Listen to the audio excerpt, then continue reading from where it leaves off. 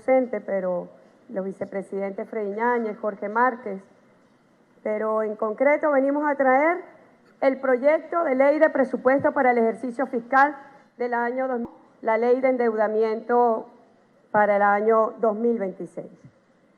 Estamos presentando este presupuesto en una coyuntura especial.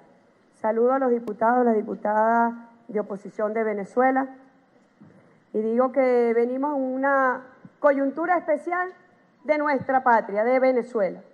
En una Venezuela que hoy está asediada, amenazada, agredida, como yo diría, nunca antes habíamos visto en nuestra historia. Y sin embargo, yo vengo a decir, como les dijo nuestro padre libertador en la campaña del sur, delante del enemigo no hay facciones ni partidos.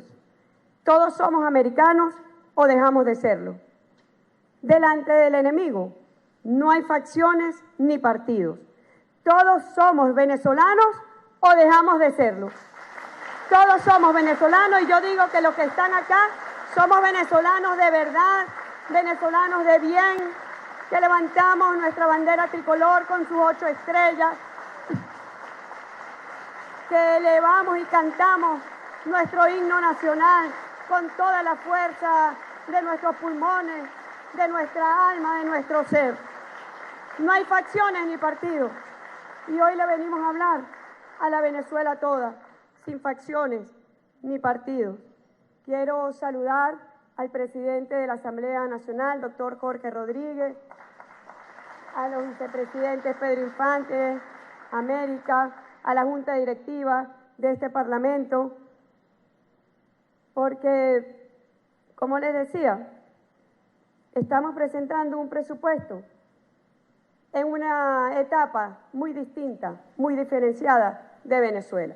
Y por eso hemos venido acompañados del poder popular, de las comunas, de los consejos comunales, para que se entienda profundamente cuál es el matiz de este presupuesto.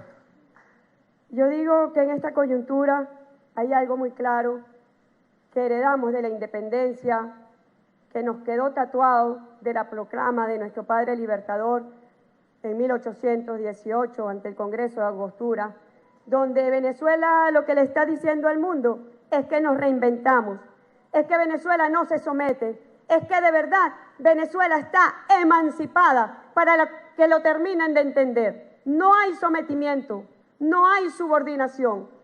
Esta es una Venezuela que ha encontrado caminos para, en medio del trágico que ha vivido nuestro país en más de 23 semanas, para que en medio de un despliegue dantesco de fuerzas militares estadounidenses en nuestro mar Caribe, para que en medio de las amenazas, de las agresiones, Venezuela esté de pie y hoy pueda mostrar los números que nosotros queremos compartir con el país, que es un balance de la Venezuela en positivo, que es un balance de la Venezuela que no se detiene a pesar del intervencionismo de los Estados Unidos, que sabemos que el intervencionismo ha tenido decenas de expresiones en países de nuestro hemisferio.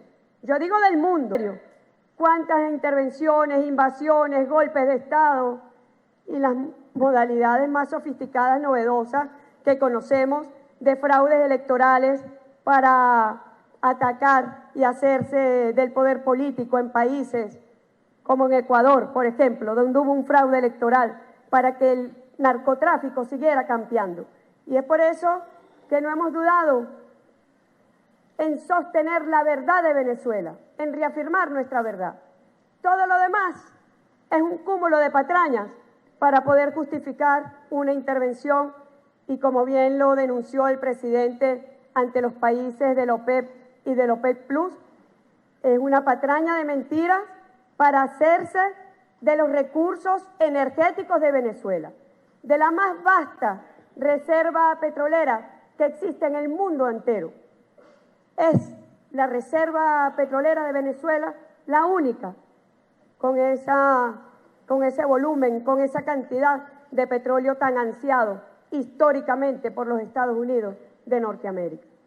Y por eso, cuando nosotros estudiamos la historia, sabemos lo que ha sido tener una política soberana sobre nuestros recursos energéticos o las políticas entreguistas. El primero que defendió la soberanía sobre los recursos energéticos fue nuestro padre libertador Simón Bolívar con el Decreto de Quito en 1829, cuando dijo: las minas de cualquier clase corresponden a la República. Tuvo Bolívar esa visión nacionalista de los recursos naturales de Venezuela. Y de allí en adelante, desde la aparición del petróleo, conocido por nuestros pueblos originarios como el Mene, o luego con la primera empresa petrolera de Venezuela en 1878, la Petrólea del Táchira, se veía el camino. El primero de ellos, ¿cómo nacimos? Como empresa petrolera, nacimos con dos características fundamentales que hoy tienen más vigencia que nunca. La primera de ellas es que esta empresa se formó con venezolanos y venezolanas, no con extranjeros. Fue con la fuerza laboral de los venezolanos y de las venezolanas. Y la segunda, la Petrólea del Táchira tuvo una vocación internacional. El querosén que se producía en el Táchira se exportaba para Cúcuta. Así nació nuestra empresa petrolera. Y desde allí ha comenzado y ha transcurrido un camino tortuoso entre quienes han tenido una posición entreguista y quienes han tenido una visión estratégica para el desarrollo del pueblo venezolano de soberanía y defensa de los recursos. Ayer el presidente Nicolás Maduro suscribió, como ustedes saben, el Plan Especial de Desarrollo y de Inversión para el lago de Guanoco. El lago de Guanoco es el lago más grande que hay en el planeta de asfalto. Fue Guzmán Blanco quien se lo había entregado a dos estadounidenses, Hamilton y Phillips. Y 2 años más tarde, ellos deciden venderla a otra empresa de los Estados Unidos, a la Bermúdez Company, muy conocida. Y así el asfalto de Venezuela llegó a las calles de Nueva York, a las principales avenidas de Washington, al Pennsylvania Avenue, así llegó a Francia, al asfalto de los Champs-Élysées, los Campos Elíseos, llegó a Brasil, llegó al mundo. Pero ayer el presidente Maduro hizo un anuncio extraordinario. Plan de desarrollo con inversión nacional e internacional del lago de Guanoco y el 25% es para los proyectos de las comunas y de los consejos comunales. Es el asfalto para el pueblo. Es nuestros recursos naturales para el desarrollo nacional. Pero el lago de Guanoco tiene mucha historia, porque la primera disputa que se da entre una empresa transnacional y un gobierno venezolano se da en la presidencia de Joaquín Crespo por el lago de Guanoco justamente. Y fuimos una disputa internacional. Y ya hago referencia porque le decía que hemos recorrido un camino tortuoso en la defensa de nuestros recursos energéticos y de lo que está ocurriendo hoy. Esta etapa nueva de la historia venezolana. Luego todos conocemos lo que significó Juan Vicente Gómez en la historia, pero en la historia energética se convirtió en el primer lacayo de los Estados Unidos, de entrega de nuestros recursos, de concesiones sin ningún tipo de impuestos, sin ningún tipo de regalías. Sería reivindicada nuestra historia luego con Isaías Medina Angarita y su política del 50-50. Fue justamente al Capitolio estadounidense a defender la ley de hidrocarburos de Venezuela, donde por primera vez se establecía beneficios impositivos y en regalías a Venezuela. Bueno, Isaías Medina, ustedes saben, promulgó la ley de hidrocarburos en 1943, luego lo tumba en el 45. ¿Por qué es relevante? Porque nos ubica en lo que estamos viviendo. Luego vino Estoy hablando a grosso modo de los hechos más relevantes. Bueno, vino la dictadura Pérez Jiménez, luego vino el punto fijismo, y en un primero de 76, Carlos Andrés Pérez Obregón nacionalizó la industria petrolera. Dijo, esta es una empresa, se crea la empresa venezolana, esta es una industria para los venezolanos, y fue la gran farsa, conocida como la nacionalización chucuta, porque le dejaron a Venezuela los procesos más costosos de exploración y producción, y la comercialización seguía en manos de las empresas transnacionales, principalmente las empresas estadounidenses, que seguían manteniendo control interno de nuestra industria a través de contratos tecnológicos y a través de contratos administrativos. Fue la nacionalización chucuta. Desde sectores nacionalistas de nuestro país se levantaron las banderas en contra de lo que fue esa gran farsa. Luego la historia, la llamada apertura petrolera, que reivindicaba los conceptos de Juan Vicente Gómez, del entreguismo, que reivindicaba que el petróleo de la faja petrolífera del Orinoco era carbón y lo vendían a precio de carbón. Imagínense ustedes, tamaño robo contra nuestra patria. Hasta que llegó el comandante Hugo Chávez y podemos decir que reivindicó a nuestro padre libertador Simón Bolívar, que reivindicó a Cipriano Castro, que reivindicó a Isaías Medina Angarita y tuvo una política de soberanía. Y en el año 2001, mediante la ley habilitante, aprueba la ley de hidrocarburos que detonó y originó el golpe de Estado en el año 2002.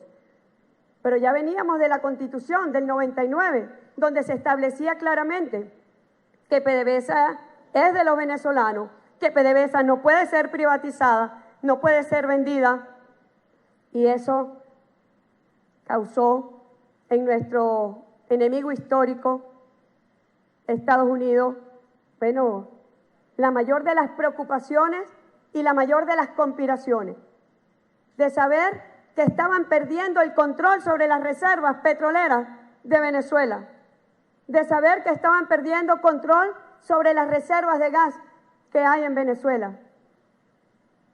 Imagínense ustedes. Y llegó Chávez y dijo, no, eso no es bitumen, eso no es carbón, eso es petróleo extrapesado, y hoy lo vendemos como petróleo extrapesado. No lo regalamos como carbón, que era la política del puntofijismo, del entreguismo, que le dio un barniz al entreguismo de Juan Vicente Gómez. Y yo digo, esta etapa entonces, le tocó al presidente Nicolás Maduro, le tocó a ustedes, diputados, diputadas, y nos tocó a nosotros, gobierno del presidente Maduro, la defensa ya irrenunciable de nuestros recursos naturales y de nuestros recursos energéticos. Ha tenido el presidente Maduro una política visionaria de defensa, de hacer frente al bloqueo criminal para que Venezuela pueda recuperar la industria de los hidrocarburos, y hoy podemos mostrar que venimos en un proceso franco de recuperación de la producción petrolera, con esfuerzo propio, pero mirando siempre hacia el futuro y con una meta que fijó el presidente para finales de este año de llegar al 1.200.000 barriles, tal como él lo ha anunciado. Así que este es el camino que vive hoy la Venezuela asediada, amenazada, agredida.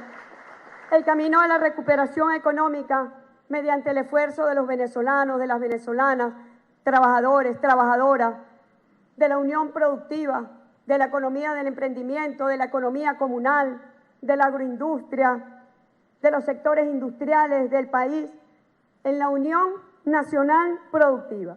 Y que a pesar del bloqueo, CEPAL establece que para el año 2025 Venezuela sigue liderando el crecimiento económico de América Latina. Ellos proyectan un 6%, pero sabemos que ya nosotros superamos ese número y llevamos un consolidado de año de 8.5% en el Producto Interno Bruto.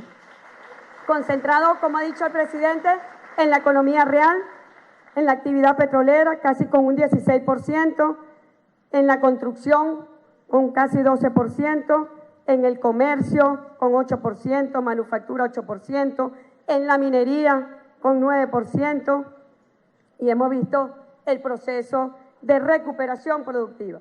Yo no quise atormentarlo, porque si nos fuéramos rubro por rubro, bueno, pasaríamos horas, pero lo que sí le podemos decir es que el balance es positivo.